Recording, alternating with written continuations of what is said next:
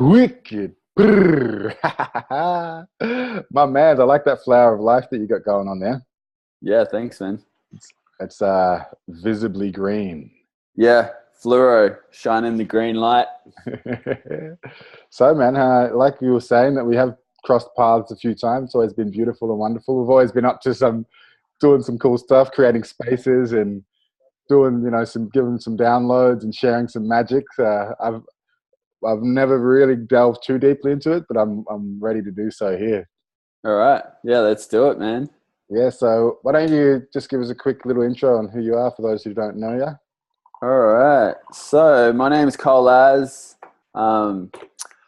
Guess I'm in the health and wellness industry. I mainly specialize in transformation, so helping people in times of change to really choose to transform. I'm a herbalist, so I'm mainly working with people amongst like psychiatrics, so supporting people in times of stress, anxiety, addiction, sleep disorders, and then everything in between. I do also have a organic chocolate company too that I infuse herbs into and a lot of magic. So that's another avenue that I do as well. So yeah, that's what's that called? SupHerb Chocolate. SupHerb. SupHerb, yeah. And that's been a big avenue for a lot of my transformation, from starting it out as a passion to actually stepping away from it and now stepping back into it more with that business mind and the bigger, the greater vision. So like the website's out of date, but I've just got new blends coming through. And yeah, chocolate's probably a big player in my life and a plant that's an ally that's really close to my heart and my purpose as well. Beautiful. It's interesting because when I was 16, 17, I was working with chocolate at Chocolate in Byron, it's chocolate factory. So I was a chocolatier at the year 2001, Awesome. way back when, was working with the cacao. So which chocolate was that? The chocolate we used mainly was called Calibert. It's a chocolate from Belgium, if I'm not mistaken. Yeah. Awesome. Yeah. That's the goods, man. Yeah. The good stuff. Yeah. Yeah. Awesome, dude. It's the finest chocolate. Like they grind it the finest. Yeah. Totally. Well, that's the thing. I went through the journey of starting with raw chocolate and researching it like I do with all herbs and finding out that it was a food, a medicine, a sacrament, a currency by the Maya Aztecs, which really sparked my interest in it. And I started using it because I was already, for the past 10 years, I've been into plant medicines, shamanism, and those sorts of things. So when I started looking into it and connecting in with it that way, a lot of things just started unfolding.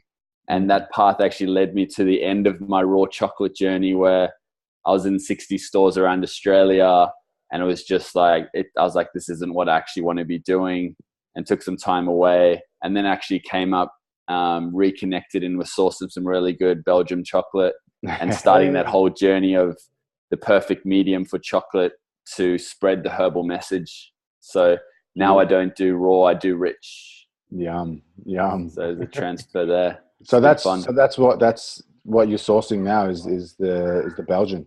Is the Belgium, yeah. And then in botanical infusion, so infusing herbs that work in synergy with cacao with a specific intention or ceremony. Talk to us more about that. So the way that I work with chocolate is on an elemental level. Like the space that we met in was the space I created at Rainbow Serpent Elemental Temple. So the elements are a big part of the work that I do in all aspects in creation. Let's rewind that. So let's describe what the Elemental Temple is a little bit before we go any further. So the Elemental Temple was a space for people to integrate and transform processes that they may have encountered in the transformational scene in the festival that was Rainbow Serpent, of creation. So when you look at the elements, the 5 elements of creation, ether, air, fire, water, and earth, this is the sequential unfolding of creation. So it's a beautiful way for us to actually connect in with certain elements which have a sensory connection. There's a mathematical connection, and there's this esoteric connection. So if you look at ether, for instance, ether is space. or if you like, it's the field of pure potentiality or the field of consciousness. So everything exists there, so we can really play in the ether. And I'm sure you like me, we spend a lot of time playing in the ether, and it's great, right? Fun, right? The flow zone. Yeah, that's it. And ether essentially relates to space as well, because ether actually creates space to house the universe. So if we look at space, we're looking at our sense of hearing, because we're looking at sound, because everything's vibration and there's this song playing. So when we're connecting in with ether, we're making sound, like you do rap and you do sound, and also listening. So if you think about it, space, and you have your eardrums, right? What's inside a drum? It's space. And you have your voice box, and what's inside a box? It's space. And then when we move into that field starting to move, you've got air. So air is intention, it's movement, it's our sense of touch, because we feel the air on our skin. It's our breath. So it's also how we connect in with the air element. So sense of touch, and then we've got that movement builds up momentum, which allows friction and a flame to be created. So then we've got fire. So fire is transformation, it's illumination, it's vision, because externally it's the sun, which, you know, gives light to everything so we can see. Also, it's to do with a lot of different transformations like photosynthesis in plants and that creation of energy. And internally, it's our digestive fire. So how we transform the food. Right. We eat into toxins and nutrients. So when we're tapping into fire, we're looking at what our vision is. And from that heat of the fire, water condenses. So water is cohesion. It brings things together, like pouring water in sand. It makes mud. Or protection, like in our joints, you've got our synovial fluid where all our joints sit in to protect us. In our brain, there's the cranium, there's a cranial fluid. In the heart, there's a pericardium, which also is like a sac of fluid that protects the heart. And water relates to our sense of taste. So you can't actually taste anything if your mouth's dry. That's salivating. Yeah, that's it. And from that water, earth precipitates. And earth, it's like we're on the big scale. We hear on earth, it's structured, it's form, it's the most dense of all the elements. Even though it's all vibrating, it's the one that appears the most dense. And it relates to our sense of smell.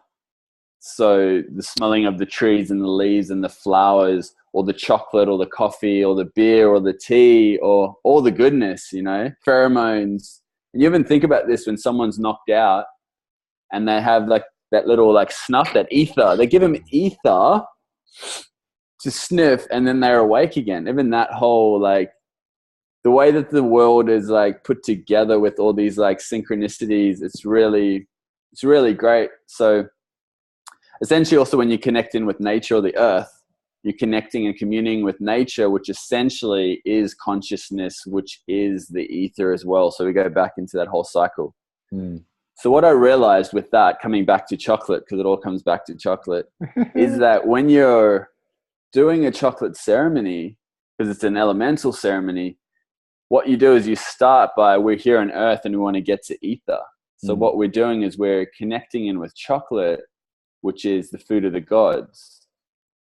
Theobroma cacao.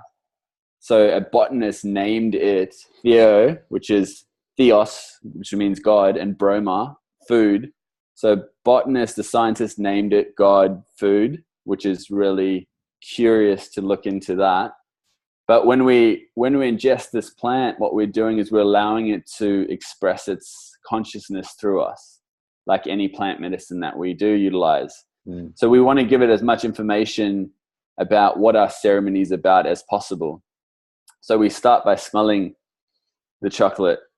And what you find also within cultures is that whether it's wine, beer, anything like that, we start by smelling it. It's like a fine food. It's a cultured thing. And when you smell it for long enough and you're sitting, grounding yourself, you notice that water starts to be created in your mouth. You salivate. And then from there, we taste the chocolate and we explore the different flavors and where it is in the mouth that we're tasting it, what taste buds are activated. And we just allow the process to begin. And then as it makes its way into the gut, it ignites the digestive fire. And what we do is we close our eyes and we visualize what it is that we're creating. So what does it look like to be love? What does it look like to be in a world of love?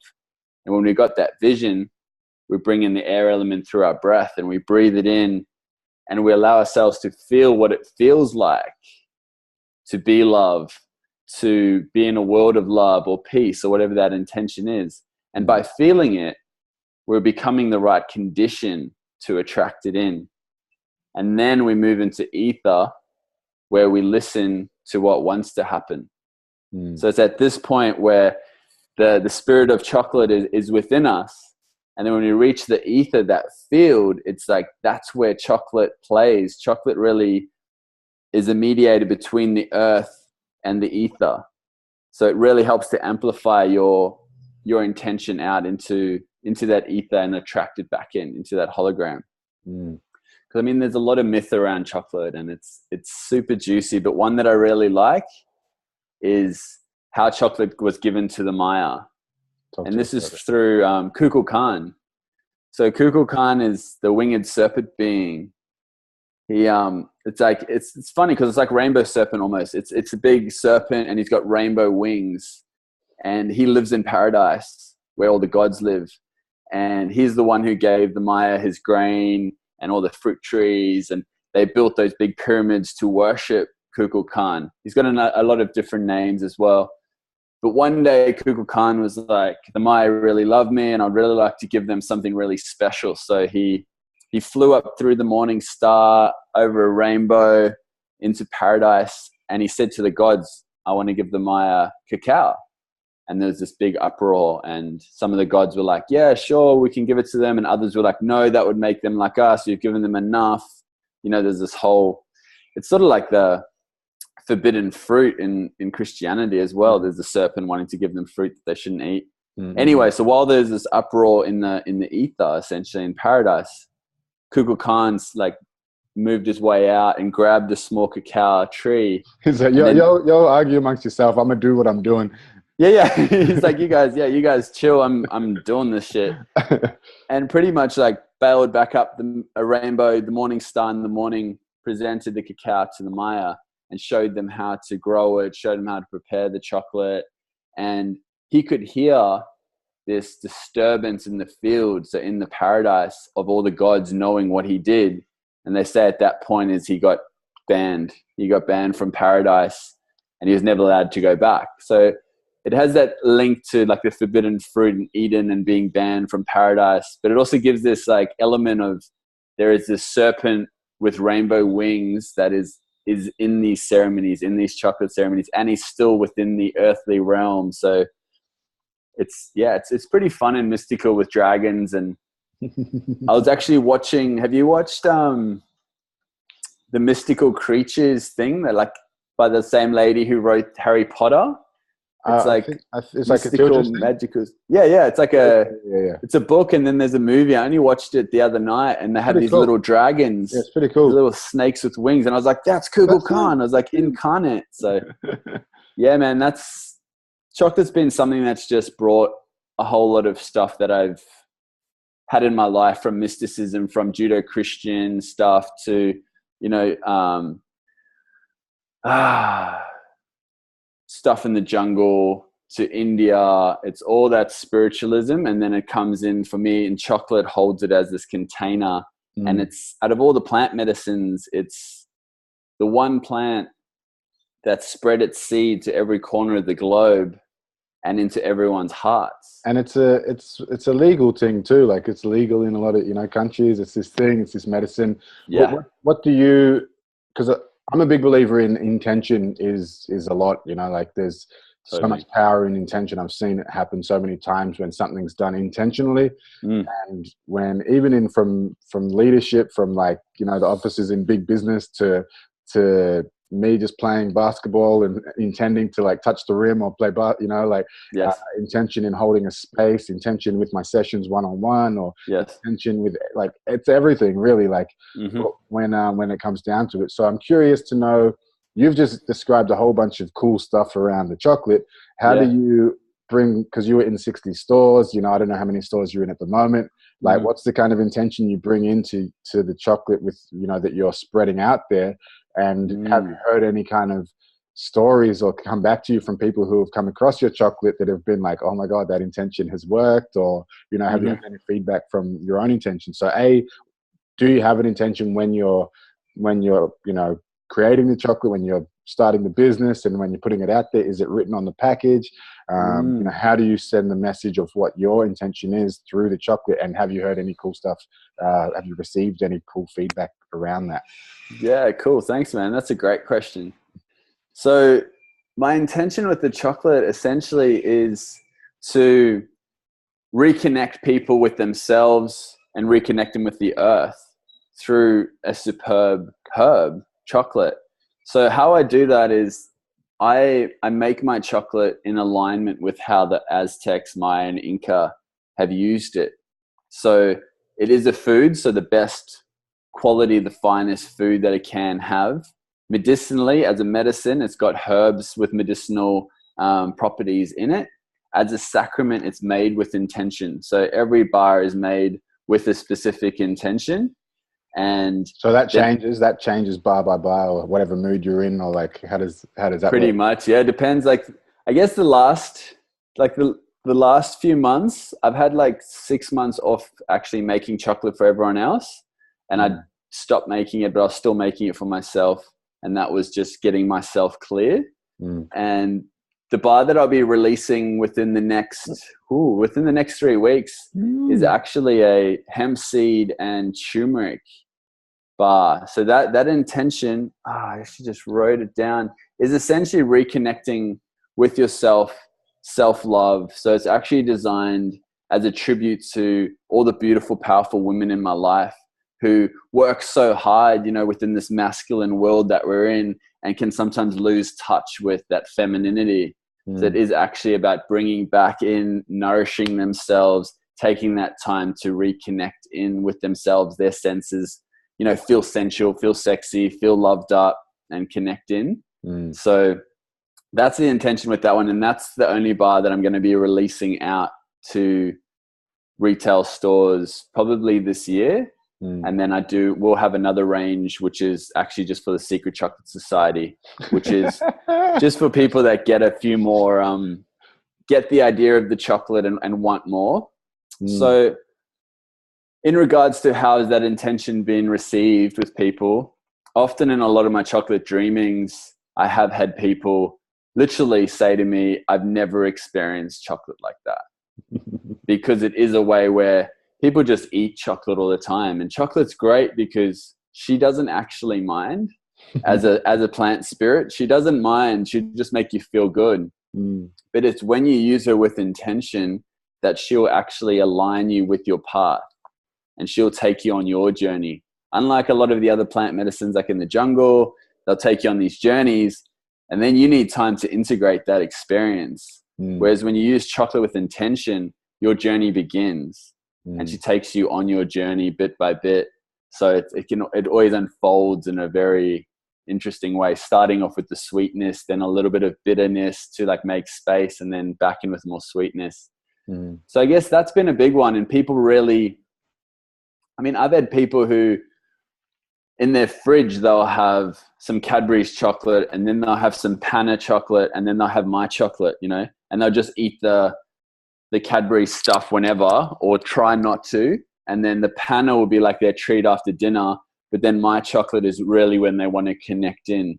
Or women who keep it in their top drawer next to their bed, and it's just their treat away from the family. They'll share all the chocolate with everyone else, but then that's their treat that connects them with themselves.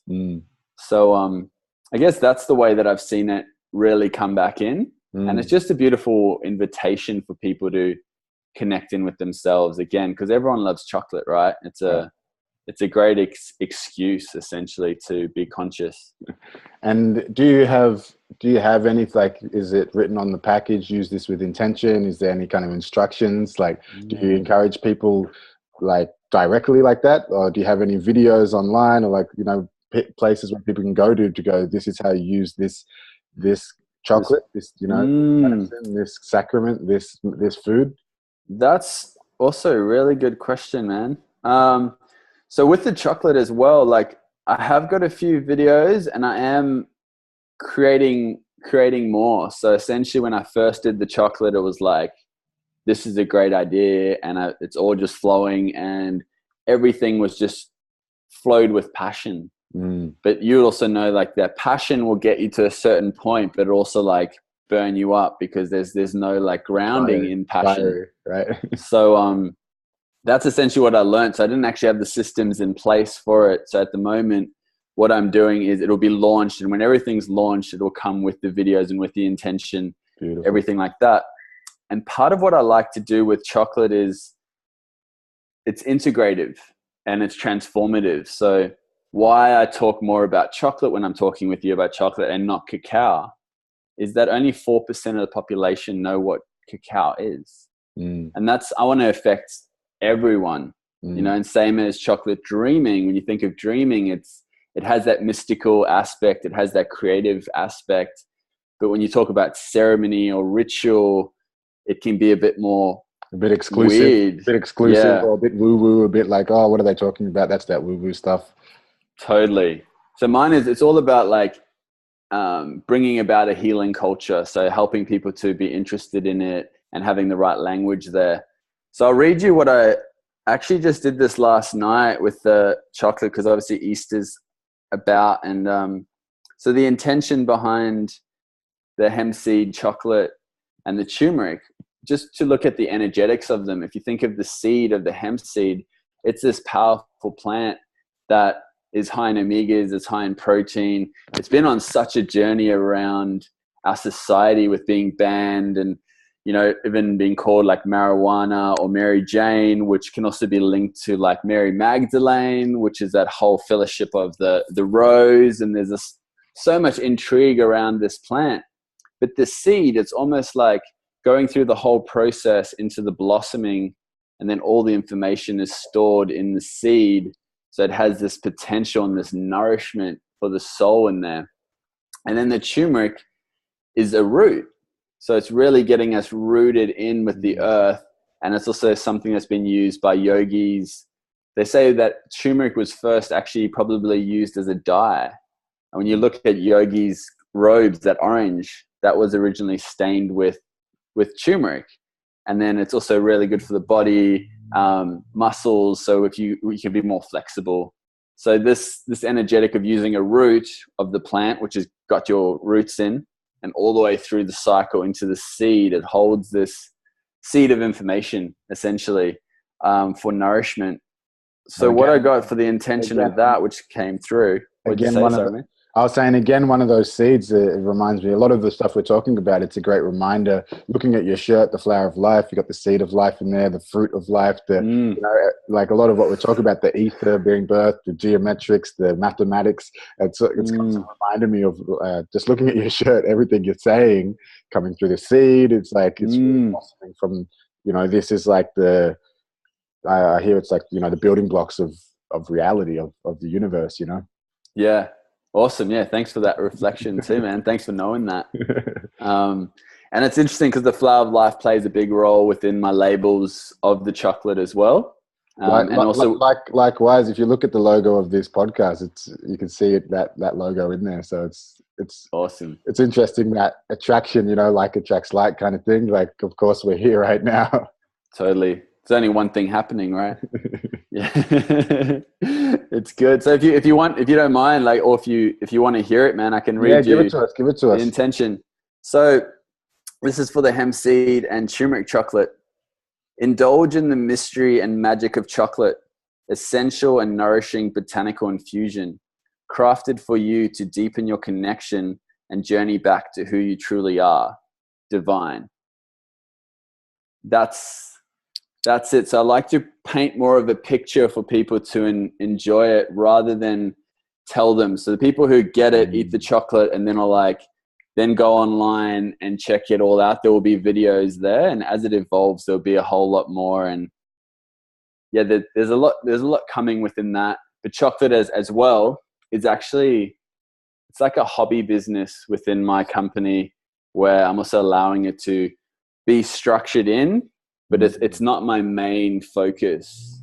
Like my main focus is within my workshops and my transformation and my retreats, essentially. Yeah, nice. So do you do much journeying with the chocolate? Like, do you do much? You bring that into the workshops, into the transformational stuff?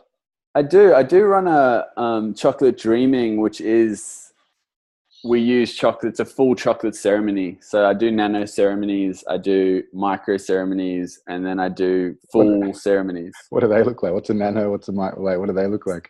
So nano ceremony, in real short, it's like you can do it on a bus or in your office or anywhere. And it's simply having some good chocolate, smelling it, waiting, connecting with the earth, tasting it, closing your eyes, visualizing what is your intention. Are you about to go into a meeting, or are you about to hold a workshop, or you're about to go to uni, or you just driving to work, and just visualizing what it is that you want, taking a deep breath in, feeling that feeling, experiencing that feeling, listening to what wants to happen, and then giving thanks for that information. That's just a quick tune in to the field. That's a nano.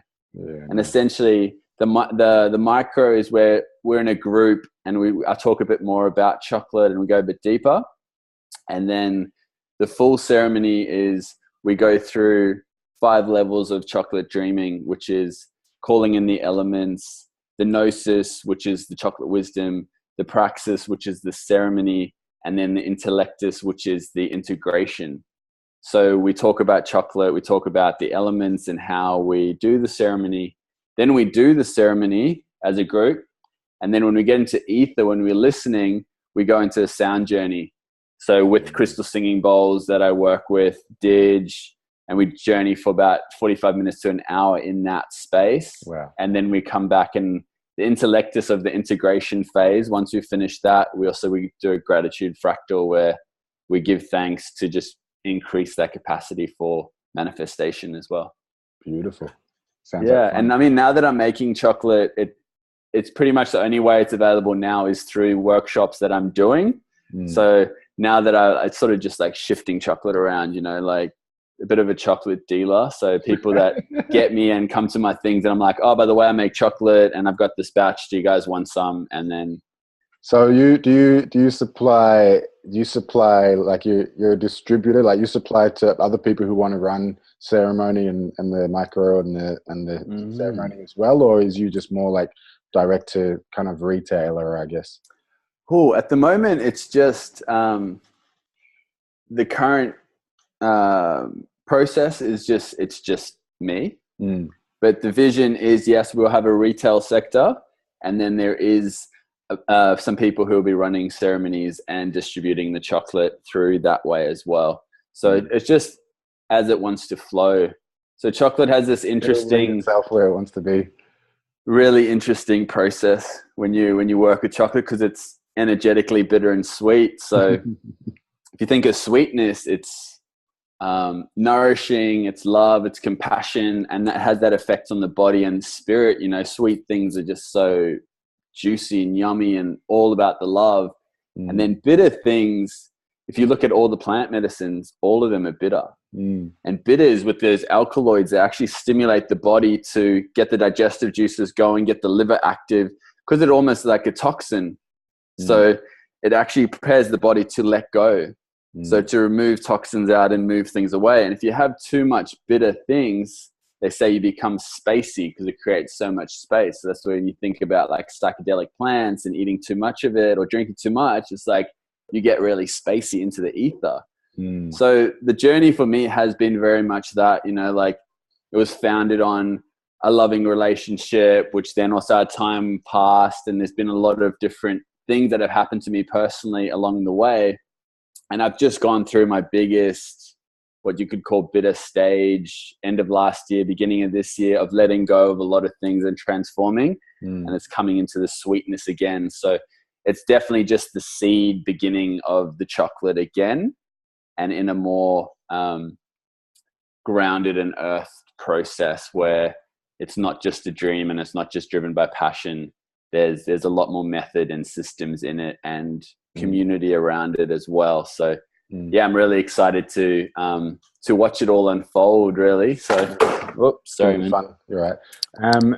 And in terms of like, if people want to start somewhere in terms of like they have their whatever brand chocolate there, and and they got it sitting in the fridge. Can we start these kind of ceremony, these nano ceremony, these micro totally experiences, man, with whatever kind of chocolate, just to start that conversation and interaction and relationship with the chocolate? Yeah, man. I mean, that's what I say in a lot of my workshops around chocolate too, because through that process of the raw, you always end up getting a lot of people who are like, this chocolate's bad and so is doing this and they're all about this. And the truth is there's no bad chocolate. And I don't believe there's any man with an evil heart. There's just business people. Yeah. So people put certain things in chocolate to make it taste a certain way, so it lasts a certain amount of time, so it's all the same. So whatever chocolate you like and you can get your hands on, it still has that essence of chocolate. So you can still use that. Still is cacao, still is the cocoa. It's come from the same source. Essentially, it's the same seed that has grown it and makes it taste like chocolate, right? Totally. The only difference is that the technology from the plants and from the earth with all those additives just gets corrupted.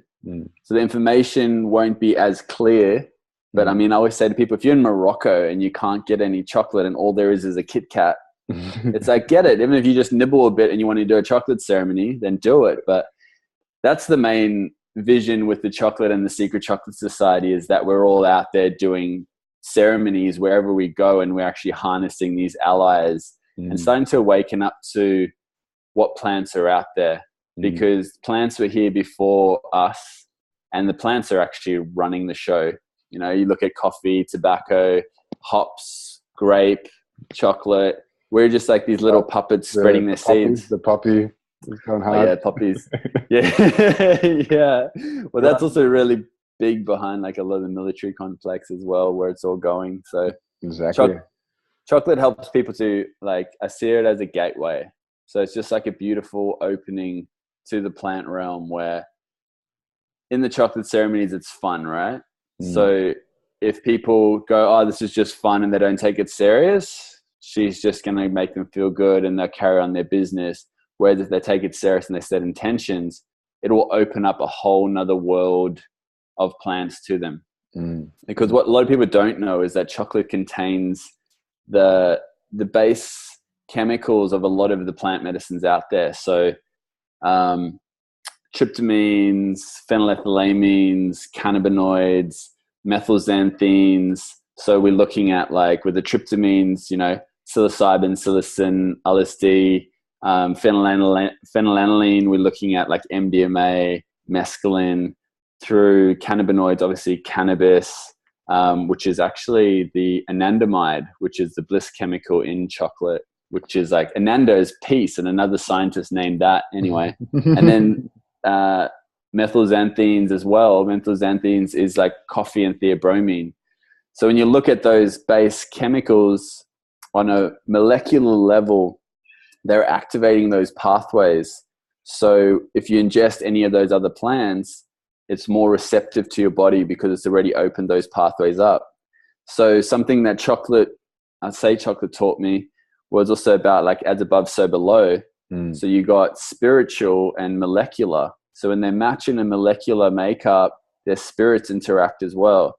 So chocolate communicates with all these other plants. So what I've also found is that in the chocolate ceremonies, when you connect with chocolate, she will guide you as to which plant you might want to use, or you might not need to. Chocolate might be enough, but at the same sense, she's preparing you to meet the other plants, which might not be as nice as she is, and sort of just command a bit more respect and a bit more of a process of a diet or a cleanse before you go there, So no doubt. And in terms of that, like, that's why people like the chocolate, a lot of those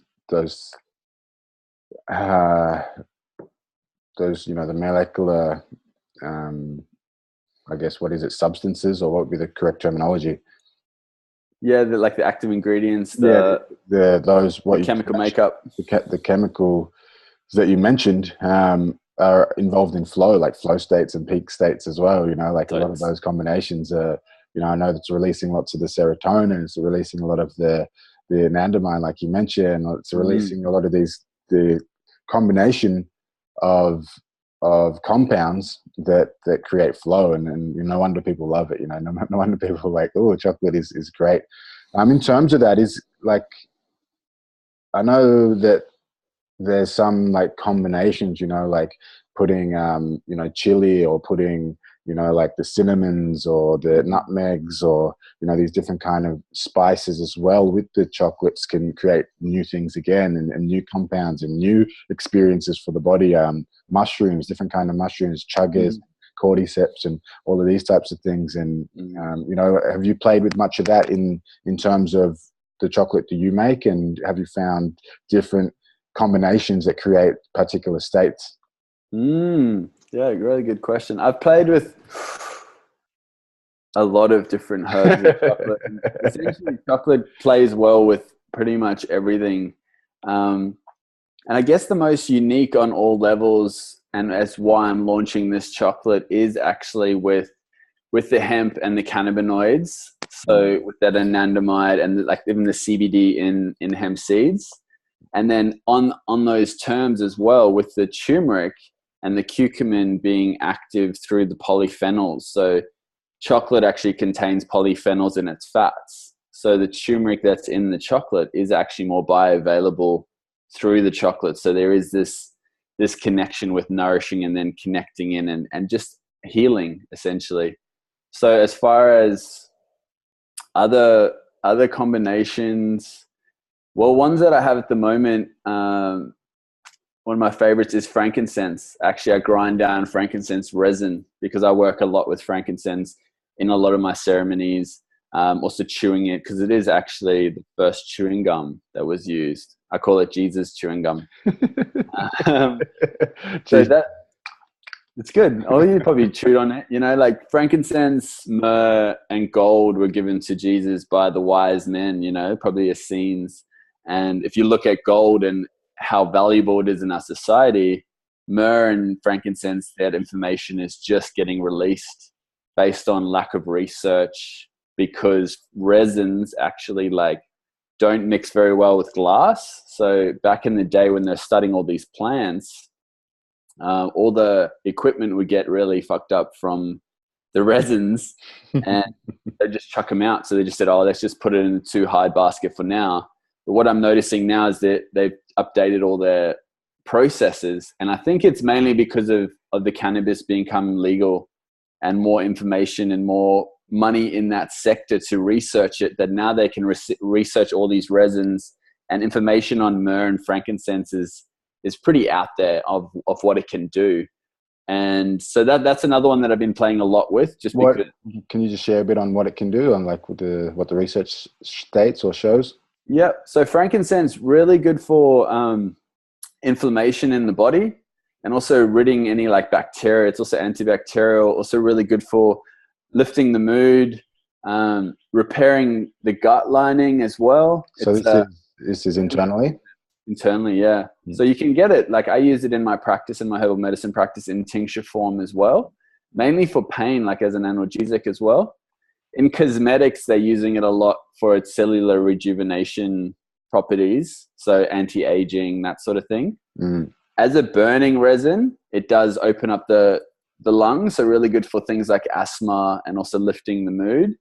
And then energetically, it opens up intuition and clarity. So I don't know if you've ever, I know at the Elemental Temple was times when I really experienced it, because there's, what's their names now? You're talking Rachel and Matrix? Matrix. They have resonant aromatics, and we used to buy a whole bunch for the temple, and I just burn it for hours. I'd sit there at on my way back from a dance floor before going to bed. By the time I went to bed, I would just have crazy visuals, man. And at Rainbow was actually the first few years that I actually also didn't take any substances at a festival. Just ate chocolate on the dance floor and was chilling with some mates who are doing, some phenylethylamines, and some friends are doing some tryptamines and cannabinoids, and just eating chocolate and being I'm fully vibing with you guys, and now I can bounce out of it and keep moving. So yeah, frankincense. And then the other one that I've recently been playing with is adding that frankincense with peppermint oil. So peppermint really opening up the lungs, because that's something you'd know as well with flow state. I've been really getting into breath work. So one of my teachers was out here last year, Dan Brulé. So he's like into breath mastery, and he's actually Tony Robbins' personal breath coach. Yes. And he has a really unique way of talking about all the different types of breath work all over the world, and then bringing it into simple terms to work with. So that's really shifted a lot in my realm. What's some of the principles that he works with? Yeah, I'd love to get him on the show as well. If you can connect, that'd be great. Yeah, well, I'd love. He'll be back over here in June. Yeah, I think I'll be in Melbourne, or I'll be in Australia, so around that time. So hopefully somewhere warmer than Melbourne in June, but definitely would love to connect up and do some breath work, because breath is for me everything as well. Like, you master the breath, you master life, essentially. Totally, so true, man. I guess his foundational principles are safety and freedom, which is really nice. It's not very dogmatic. It's just like, as long as you're in a safe place and you have the freedom to express, that's a great foundation. He touches in on a lot of different techniques, but two that he emphasizes is the sigh of relief and the yawn. And why he says these, oh yeah, that's a good one, man. Because nature already does these things, right? So when something stressful has happened or something good happens, naturally, it's like the ocean lapping at the shore, right? Totally. And I mean, if you sigh more, you're actually transforming more, you're moving more energy through the body. And yawning, like, this is science, that it opens up a different part of your throat. That doesn't actually open in any other pathway. So it's a specific part of your throat that opens, and it actually releases more neurochemicals in your brain than any other activity, including orgasms. So, I mean, Dan goes all around the world. He teaches, I think it's like Secret Service in Russia, like military, to high-performing athletes. That's like all science-based. And I mean, where he got me was, I think it was the question he asked was like, what breathes you when you're not paying attention to your breath? And that sparked this whole thought of like, what's breathing the whole universe? It's the same thing that's actually breathing me. And then through our breath, we have the ability to be aware of that breath. The magic that happens when you can witness yourself breathing, and how it calms you down and makes you really aware and present. And then we can consciously breathe. So then we can participate with the breath, which I believe is actually consciousness. And it's actually our direct experience, experiment, and like I don't know what was I going to say there. I get super excited, but it's like experiential. It's experimental. That's the chicken skin. That's the chicken skin right there. Yeah, it's just one of those things, man. And that you got the inhale. So with that, it's like opening and expanding. And the breath, inhale, and then exhale to let go and relax. I mean, if we can do that all the time with our breath, everything else falls into place, So I talk about it like nonstop. I just recorded an audio, like a mindfulness calming audio, and awesome. Usually when I'm teaching meditation, when I'm teaching mindfulness, qigong, and I'm guiding, it's always inhale. You're a sponge, so you're absorbing the information, you're connecting, and then when you're opening and expanding, and then as you exhale, you're opening and relaxing, and it's this constant filling up, and you're just filling up, and then as well as dissolving. So opening, expanding, relaxing, and dissolving, and it's just like you're actually coming into like this open expansiveness. And oftentimes when I do a set, or if I'm sitting in mindfulness doing breath work, I'll come back and check like my emails or check, my messages, and people will hit me up. Hey, I've heard about your work. I'd love to work with you. And not just me, my clients as well. My clients will be doing the practice every time that they come back into the world. They've made these connections that they're like things, like you said, falling into place naturally. It's amazing how it works. totally into flow, right? Because it is just that inhale, exhale. And what I like, because I've like been into the health and wellness pretty deeply and plant medicines and different modalities for like the past 10 years, from like Reiki to then like herbs, and it can all get a bit overwhelming, you know, and like spiritualism and consciousness movements, and then like astrology or like interplanetary beings, and it can all get a bit wild. And I like to just put that all in the ether and be like, yeah, it's all real, because everything's real, right? But anything you can think, if it's been thought, it's in that moment it becomes reality. Totally. How subjective, right? Yeah. And then there's the whole like Illuminati and like all these other things of like who's controlling us. So for me, I'm at one point you just have to go, you know what if it's all bullshit? And then what? It's like, well, then I'll go sit under a tree and I'll breathe and let's take it from there. So for me, when I do breath work, because I do group breath work where we actually get into connected breath, it's like a holotropic breath work or rebirthing. And in that, it's like, as long as you're breathing and your breath's connected, you're transforming. And I know, even though I'm also qualified in all these modalities, I fully, with every bit of my being, trust the breath. I have a lot of different friends in different spaces, like different deities and stuff that I connect with. But the breath is consciousness. So it is God. It is life. So when you're breathing, you can trust that the breath will go into your body and move out what needs to move. So super powerful, super cosmic. It's just a nice thing to know you always have your next breath, right? Well, every morning that I wake up, I'm like, I'm so fucking grateful. It's like people talk about morning routine. Like the first thing I do is breathe. It's my first thing. It's like, it's BGV. That's how I'm big on acronyms. Living life in the flow zone, LL, you know, ITFZ, TFZ. Big on acronyms. I've got an acronym for everything, but BGV. So the first thing, as soon as I awake, I'm breathing, and I'm connected with my breath. So I'm like, fill the body with oxygen, fill the body with chi, fill the body with life, fill the body with presence, and immediately, whether it's 3 breaths, 5 breaths, 10 breaths, 100 breaths, whatever it is, I just connect with the breath first and foremost, and from there, it's gratitude. Like I'm smiling and I'm thinking how fucking good it is to be alive.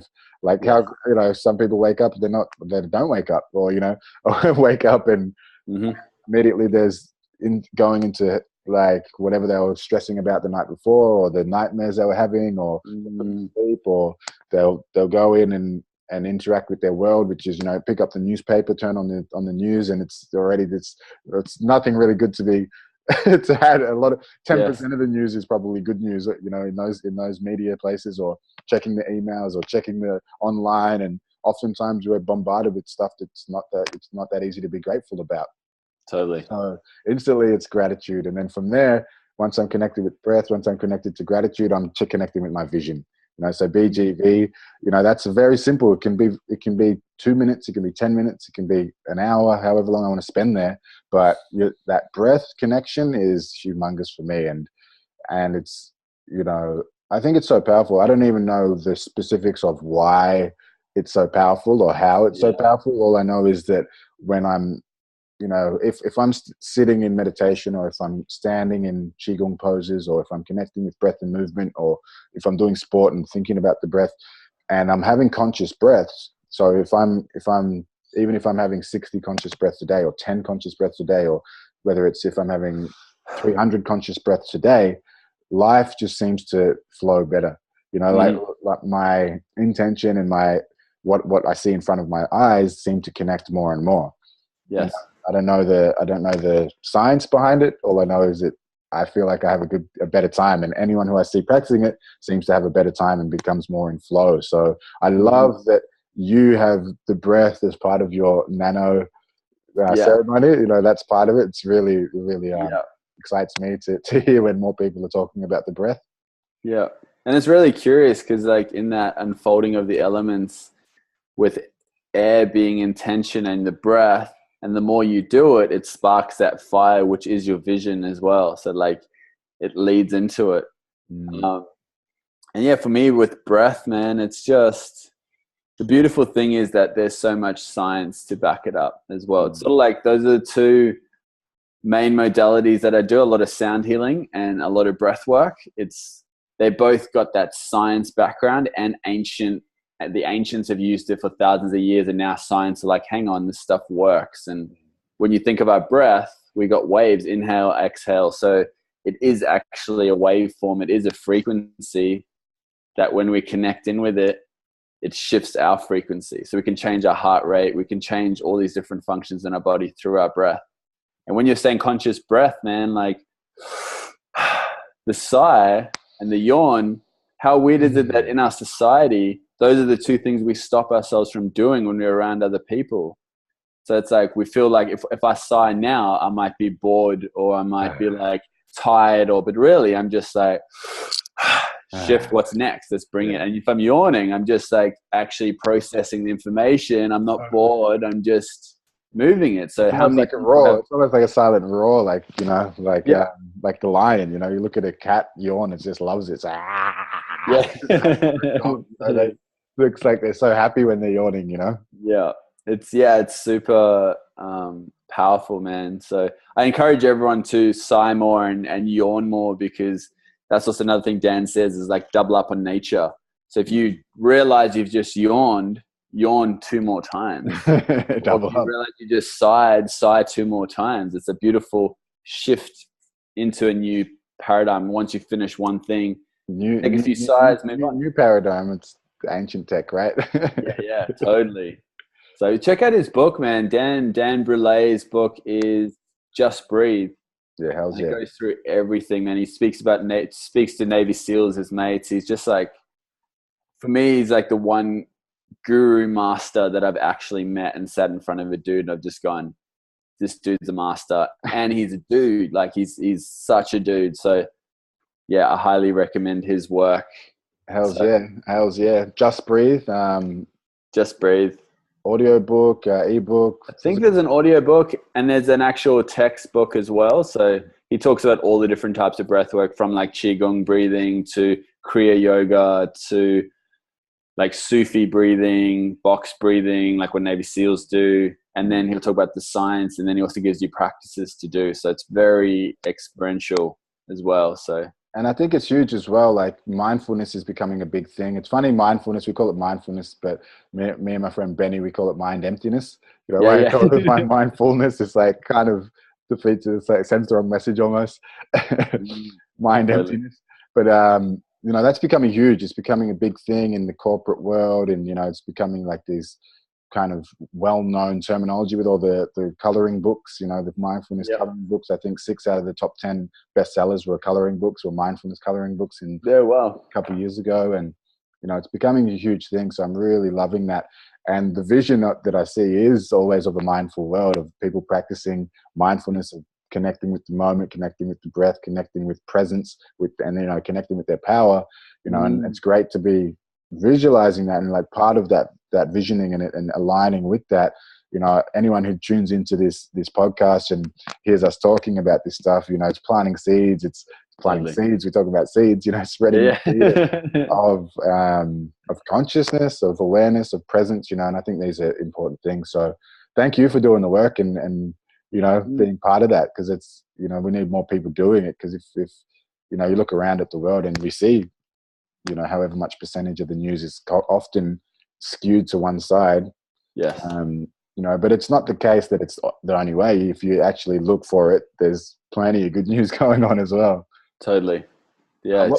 What's exciting you in terms of good news that you've heard about recently? Or that's a great question.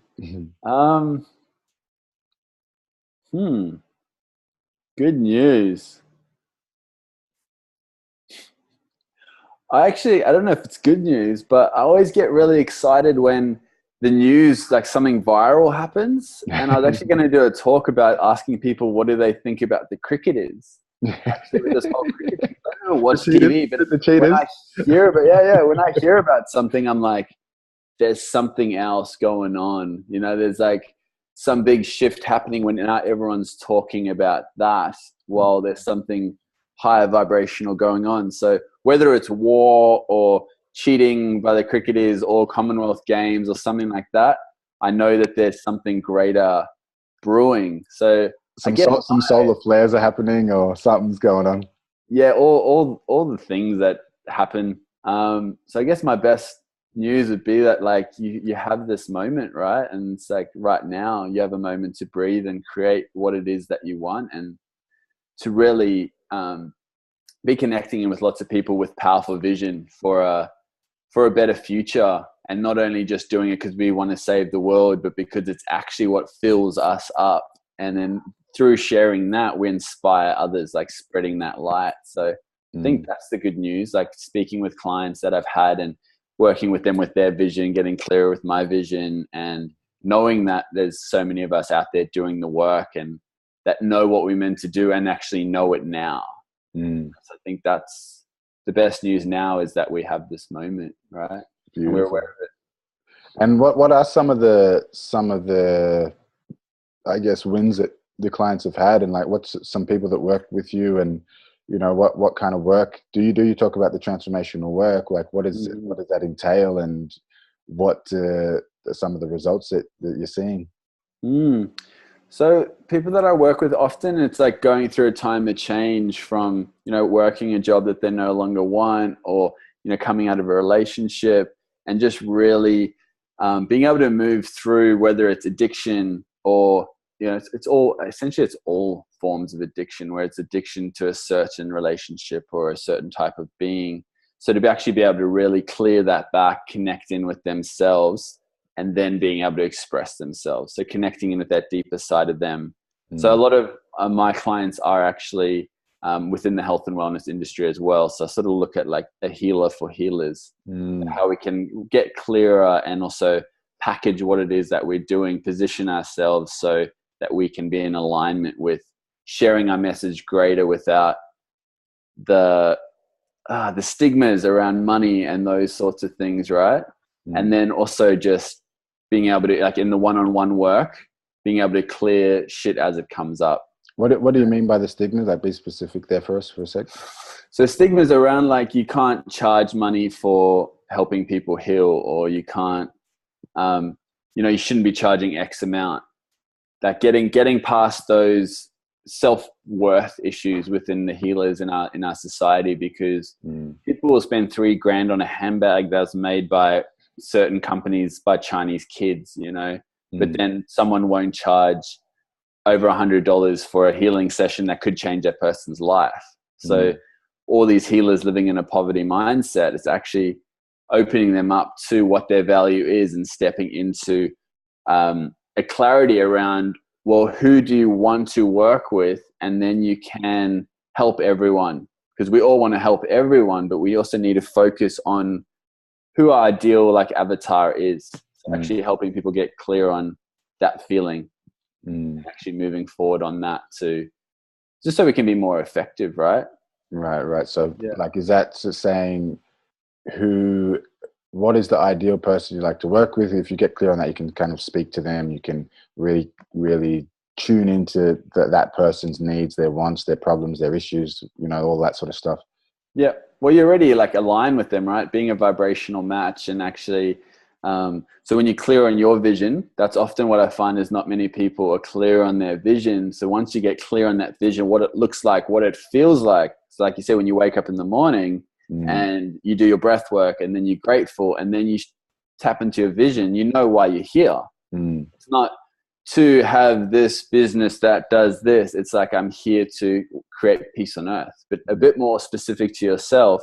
And then once you know that, the people that come into your life, whether they're clients or friends or collaborating, they're going for that same vision. So then you can also share, find out what it is that they want, what does that look like, explore it with them, and then offer what you do. Like, and you're either going to match up or not. So I offer like calls with people just to explore what they do, and then it's either a match or not. And if I do feel like I'm a match, then I'll tell them what I do, what I charge, and see if they want to invest. And if they don't, it's totally cool. They've gone through a process that's already got them thinking.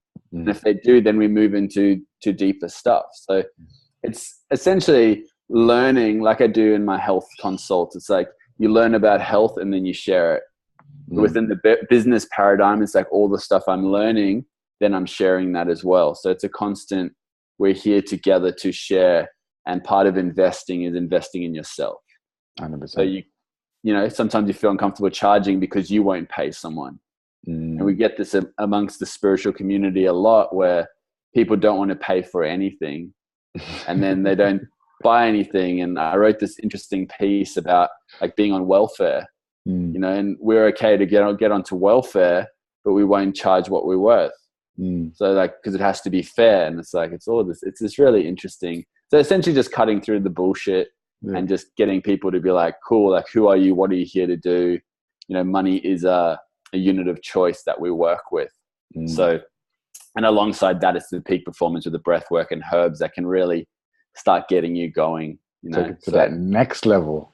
Yeah. Take it to the next, once you've fine tuned it. And I tend to just attract people that already get it. And it's like they really want to take it to the next step, or people who are super high performing, you know, business people, corporate people who are just burning out and just need to fine tune. They got their purpose in what they're doing, but they might not have, they don't actually know why they're here.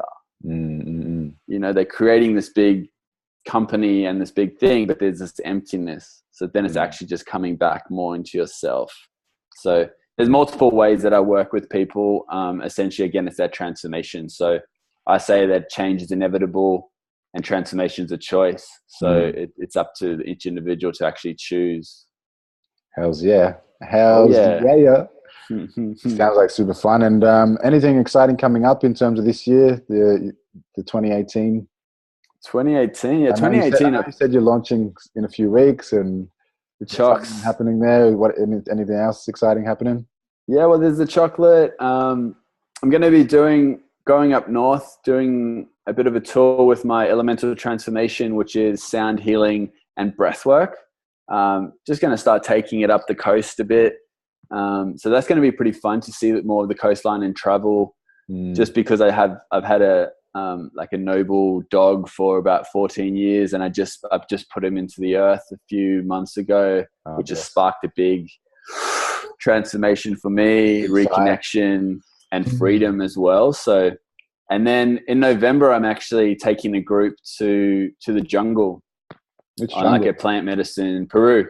On a plant medicine retreat. So that's going to be really cool. It's more of a plant medicine teaching. So 14 days, and over that time we will be drinking and doing ceremonies 7 times with Aya. So instead of going somewhere doing 3 different plant medicines, we're sticking with one, so we can really get to know it, get the lessons, other teacher plans. And on the days where we're not doing ceremony, we'll be doing breath ceremony to really integrate and search in. So that's something I'm really excited to share. That's in November, and with a dear friend who's been living in the jungle as well. So beautiful. That's one of my highlights that I'm looking forward to, and just the right people coming in and, you know, committing to that. So, you know, when you go on a journey, it's not just like everyone, I'm on it with them, you know, so it's more of an invitation to come on the next level journey into the plant teachings with me, rather than me just hosting it, you know. So that's really excited to see who else shows up for the call as well. So I'm really excited to see, because she's already like weaving, you know, the vine. It's already made her way around to like connecting with people and call them in. So it's the weaving, grabbing it who it needs along the way. Totally. Who's ready for the messages? Yes. Yeah, it's great to see people doing the work. Is there any? You said there's writings. You mentioned that you do writings. Is that a blog? Is that where can people see your stuff? A lot of the stuff is just through Instagram or Facebook would be the best. So Kyle Laz, so that's KYLELAZ. And I think the shorthand version for both of those is at Kyle Laz 7. Cool. And you can tap in with there. Also my website, kylelaz.com. Beautiful. Nothing's launched on there yet as far as videos and stuff, but all the pieces are slowly systems in place to share. So keep an eye on those spaces, man. Is the best way. Beautiful. It's been a pleasure, and I look forward to connecting deeper. And you know, some of those things going up the East Coast and those journeys we've met, they might align. Where I'm always trying to get away from the colder states in those times, June, July, that, you know, that kind of area. So definitely look to align. Yeah, well, if you make it up to Queensland, Gold Coast, man, definitely hit us up. And so great to share with you. And yeah, Gold Coast is a pretty beautiful place to be. It's lovely all year round. Yeah, my dad's up in Goonagary, so it's it's a good excuse. Nice. Good excuse to get up there. Yeah, beautiful, man. Beautiful. So, is there any last thoughts that you'd like to leave that wants to come through as you drop into the flow zone now?